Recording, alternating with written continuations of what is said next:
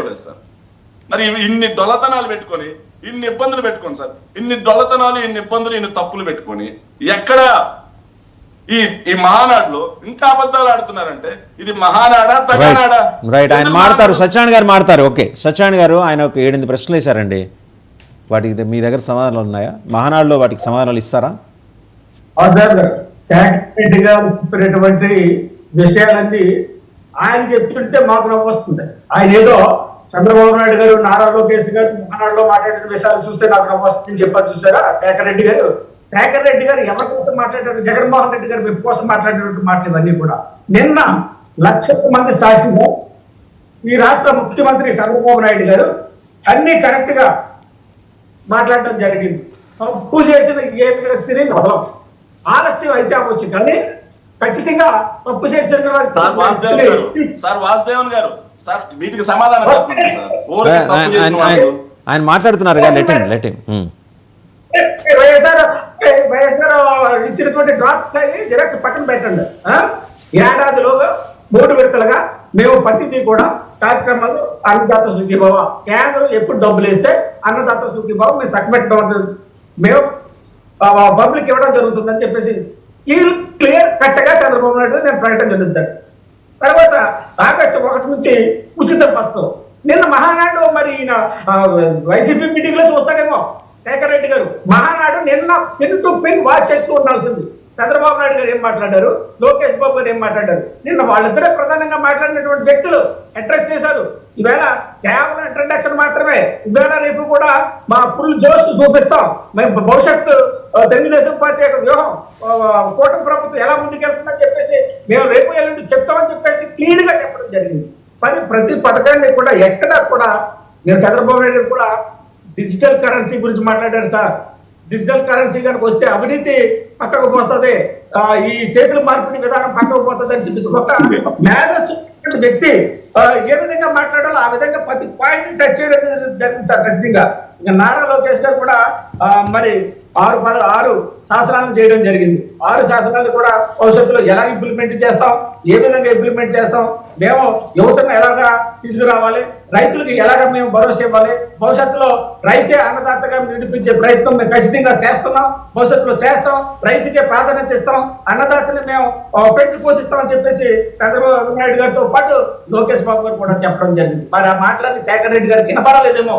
ప్రతి పథకాన్ని కూడా ఒక్కొక్క డేట్ ఇచ్చి ఆ డేట్ కి ఈ పథకం క్లోజ్ అవుతుంది, ఆ డేట్ కి ఈ పథకం క్లోజ్ అవుతుంది అని చెప్పి క్లియర్ కరెక్ట్గా డేట్ తో సుద్దా నెలతో సుద్దా చెప్పడం జరిగింది. మరి ఆ మాటలో శేఖర్ రెడ్డి గారు వినపడలేదా?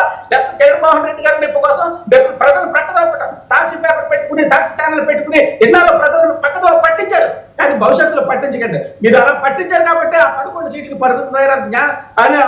పరిజ్ఞానాన్ని మీరు తీసుకోండి. ఆ 11 సీట్లు ఏ విధంగా పెంచాలా, లేకపోతే ఇంకా సింగిల్ డిజిట్ గా వచ్చేస్తారా, మీ భాష తోటి మీ భాషను ఎలాగ పట్టు చేస్తారో శేఖర్ రెడ్డి గారు ఒకసారి అర్థం చేసుకోండి. ఏవో జిరాక్స్లు పట్టుకొచ్చి ఇక్కడ చూపించేసిన సభలు నమ్మే పరిస్థితి లేదు. ఖచ్చితంగా చంద్రబాబు నాయుడు గారు చెప్పిందే చేస్తున్నారు. సూపర్ 6 ఏ విధంగా అమలు చేస్తాం, లేకపోతే నాది ఒక ప్రశ్న అండి, మన సత్యనారాయణ గారు, నాది ఒక ప్రశ్న. ఆర్థిక మంత్రి పయ్యావుల కేశవ్ గారు అసెంబ్లీలో ఆయన కూడా జిరాక్స్లు పట్టుకునే చెప్పారు. అది నేను అసెంబ్లీ రాజకీయం మాట్లాడలేదండి. ఆర్థిక మంత్రి అంటే రాష్ట్రం మొత్తానికి, ఆయన తెలుగుదేశం పార్టీకే కాదు రాష్ట్రం మొత్తానికి ఆర్థిక మంత్రి, ఆయన అసెంబ్లీలో చెప్పింది ఆయన కూడా జిరాక్స్లో పెట్టుకొని చెప్పాడా? అది కూడా తప్పులేనా? ఆర్థిక మంత్రి అసెంబ్లీలో ఇదిగో రాష్ట్ర అప్పులు ఇంత ఉన్నాయని చెప్పేసి అసలు లెక్కలు చెప్పారు ఆయన. అంటే హీ వెంట్ బై రికార్డ్. అంతకుముందు ఏం అప్పులు చేసాం, ఇప్పుడు మన పరిస్థితి ఏంది, అంతా దానికి సంబంధించిన డీటెయిల్స్ అన్నీ ఆయన పయ్యావుల కేశవ్ గారు చెప్పారు. అది కూడా జెరాక్స్ కాపీ అంటే గవర్నమెంట్ ఆఫ్ ఇండియా నుంచి ఏమైనా జెరాక్స్ కాపీ వచ్చిందా? అక్కడ చెప్పారు అసెంబ్లీలో. My question is very clear అండి, నాకు అంతే క్లియర్ గా ఆన్సర్ కావాలి. My question is very clear. Clear కట్టగా లక్షల సాక్షి వేదికగా వేదిక నుంచి మా నాయకుడు 12 లక్షలు 15 లక్షలు జగన్మోహన్ రెడ్డి అప్పు చేశాడని మీరు అంటారు. ఆర్థిక మంత్రి ఏమో వేరే లెక్క చెప్తున్నాడు. ఏది నిజం అంటున్నా నేను? ఏది నిజం? ఆయన 12 లక్షలు అప్పు చేశాడా, అది నిజమా? లేకపోతే అసెంబ్లీలో ఆర్థిక మంత్రి చెప్పింది నిజమా? దాని మీద క్లారిటీ ఇవ్వండి. మహానాడులో శేఖర్ రెడ్డి గారు లాంటి వాళ్ళు రేపటి నుంచి అది మాట్లాడరు. ఇంకా వాళ్ళ నోళ్లు మూయించాలంటే, శేఖర్ రెడ్డి గారు లాంటి వాళ్ళ నోళ్లు మూయించాలంటే మీరు నిజాలు చెప్పేయండి మహానాడు వేదిక మీద. బయ్యమ్మల కేసు గారు కూడా అడ్రస్ చేస్తూ మాట్లాడారు. గత చేసినటువంటి ప్రభుత్వం అప్పులు తప్పుల నుంచి మేము బయటపడుతున్నాం. ఖచ్చితంగా భవిష్యత్తులో మేము అధ్యక్షి ఇది వీళ్ళ తోమలో తొక్కేసినటువంటి భూత కల్పనలు చెప్పినటువంటి మీద అసత్యం చెప్పినటువంటి పక్కన పెట్టి మేము జాగ్రత్తగా పరిపాలన పెట్టే దిశగా మా నాయకుడు ఉన్నాడు, పార్టీని చక్కం పెట్టే దిశగా మేము పనిచేస్తా ఉన్నామని చెప్పి రైట్. ఒకసారి వల్లభనేని వంశీని ఉద్దేశిస్తూ లోకేష్ గారు ఏం మాట్లాడారో చూద్దాం, తర్వాత లక్ష్మీకాంత్ గారు మాట్లాడతారు. ఒకసారి సత్యాన్ని గారు, వల్లభనేని వంశీ లాంటి వాళ్ళ గురించి లోకేష్ గారు ఏం మాట్లాడారో చూద్దాం. ఆయన వాళ్ళని వదిలిపెట్టేది లేదని చెప్పారు. రెడ్ బుక్ గురించి ప్రస్తావన కూడా అన్యాపదేశంగా చేశారు. ఒకసారి అది చూద్దాం లోకేష్ గారు మాట్లాడింది.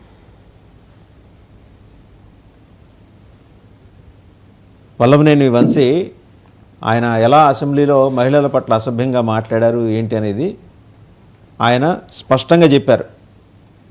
ఇలాంటి వాళ్ళని మేము ఉపేక్షించేది లేదని చూడండి ఒకసారి. శాసనసభ